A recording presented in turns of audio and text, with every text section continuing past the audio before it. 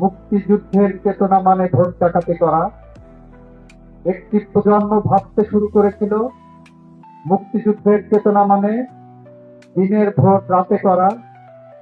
মুক্তিযুদ্ধের চেতনা মানে গুন্ডামি করা, শিক্ষা প্রতিষ্ঠানে খুন খারাপি করা। মুক্তিযুদ্ধের চেতনা মানে মৃত মানুষের বিরুদ্ধে মামলা করা, বিদেশে থাকা মানুষের বিরুদ্ধে মামলা করা, হজরত থাকা মানুষের বিরুদ্ধে মামলা করা। মুক্তিযুদ্ধের চেতনা মানে লুটপাট এবং কায়দী স্বার্থ পালন করা। এই জিনিসকে একটি প্রজন্ম বিশ্বাস করা শুরু করেছিল।